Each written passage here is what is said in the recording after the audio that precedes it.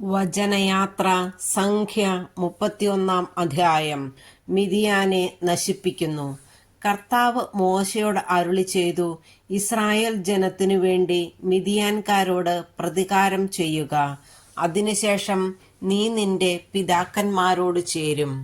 മോശ ജനത്തോട് പറഞ്ഞു, മിദിയാൻകാരുടെ മേൽ കർത്താവിന്റെ പ്രതികാരം നടത്താൻ അവർക്കെതിരെ പുറപ്പെടുന്നതിന് നിങ്ങളുടെ യോദ്ധാക്കളെ ഒരുക്കുവിൻ.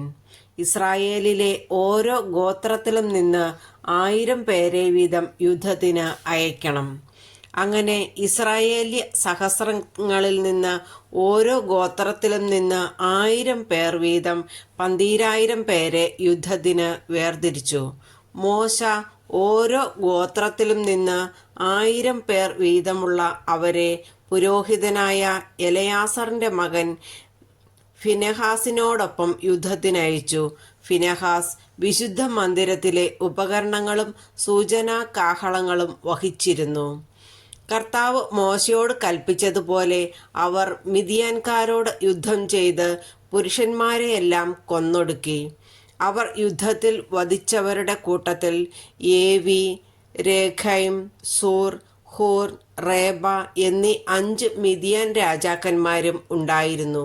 ബയോറിന്റെ മകനായ ബാലാമിനെയും അവർ വാളിനിരയാക്കി.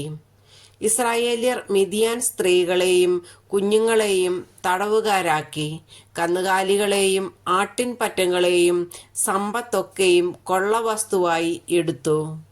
അവർ വസിച്ചിരുന്ന എല്ലാ പട്ടണങ്ങളും താവളങ്ങളും അഗ്നിക്കിരയാക്കി.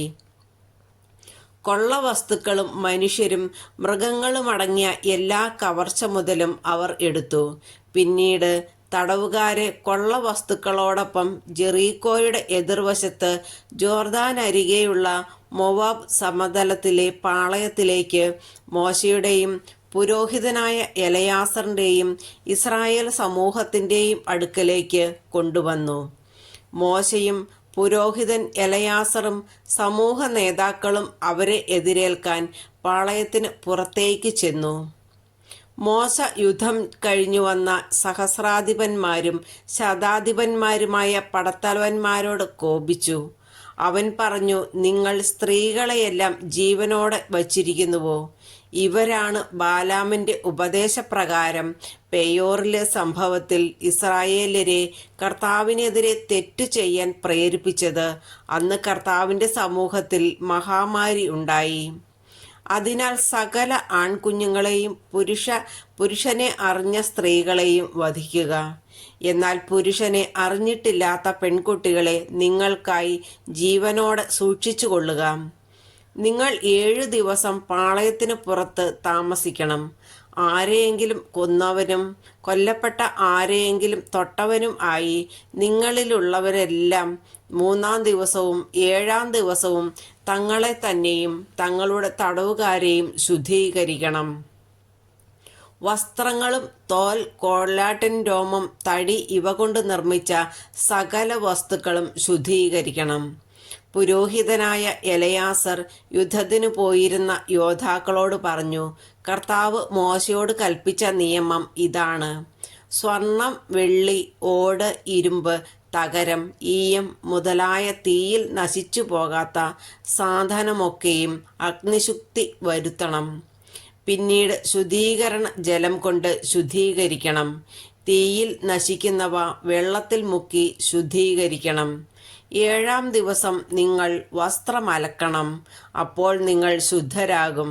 അതിനുശേഷം നിങ്ങൾക്ക് പാളയത്തിലേക്ക് വരാം. കൊള്ള മുതൽ പങ്കിടുന്നു.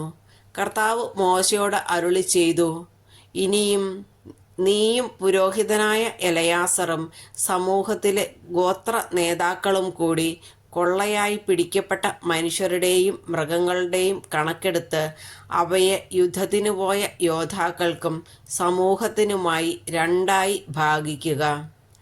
തടവുകാരിലും കാള, കഴുത, ആട് ഇവയിലും 500-ന് 1 വീതം കർത്താവിന് ഓഹരിയായി യുദ്ധത്തിനു പോയവരിൽ നിന്ന് വാങ്ങണം. അവരുടെ ഓഹരിയിൽ നിന്ന് അതെടുത്ത് കർത്താവിന് കാണിക്കയായി പുരോഹിതനായ എലയാസറിന് കൊടുക്കണം. ഇസ്രായേൽ ജനത്തിന് ഓഹരിയായി ലഭിച്ച തടവുകാർ കാള, കഴുത, ആട് എന്നിവയിൽ നിന്ന് 50 1 വീതം എടുത്ത് കർത്താവിൻ്റെ കൂടാരത്തിൽ സേവനമനുഷ്ഠിക്കുന്ന ലേവ്യർക്ക് കൊടുക്കണം. മോശയും പുരോഹിതൻ എലയാസറും കർത്താവ് കൽപ്പിച്ചതുപോലെ ചെയ്തു.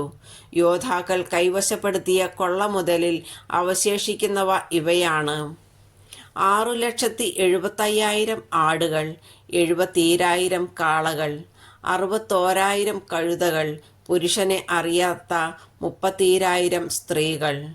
യുദ്ധത്തിനു പോയവരുടെ ഓഹരിയായ പകുതിയിൽ 3,37,500 ആടുകൾ ഉണ്ടായിരുന്നു. അതിൽ കർത്താവിൻ്റെ ഓഹരി 675, കാളകൾ 36,000.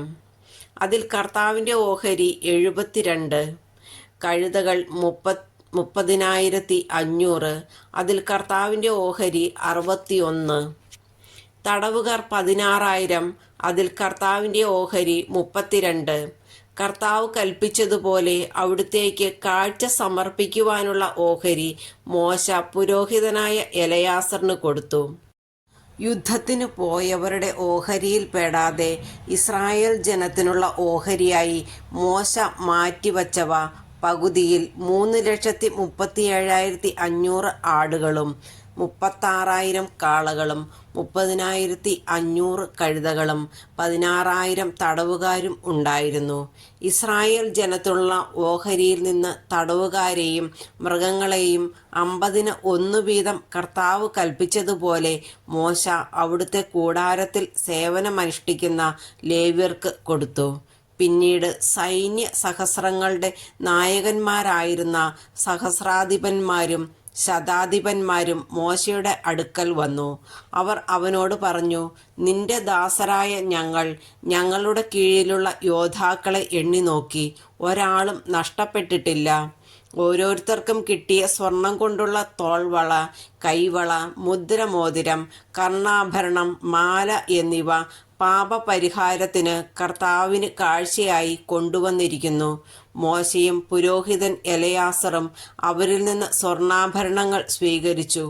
സഹസ്രാധിപന്മാരും ശതാധിപന്മാരും കർത്താവിന് കാഴ്ച സമർപ്പിച്ച സ്വർണം ആകെ 16,750 ഷെക്കൽ ഉണ്ടായിരുന്നു. യോദ്ധാക്കൾ ഓരോരുത്തരും അവരവർക്കു വേണ്ടി കൊള്ളമുതൽ എടുത്തിരുന്നു. മോശയും പുരോഹിതനായ എലയാസറും കൂടി സഹസ്രാധിപന്മാരിൽ നിന്നും ശതാധിപന്മാരിൽ നിന്നും വാങ്ങിയ സ്വർണം കർത്താവിൻ്റെ മുമ്പിൽ ഇസ്രായേൽ ജനത്തിനൊരു സ്മാരകമായി സമാഗമ കൂടാരത്തിലേക്ക് കൊണ്ടുപോയി.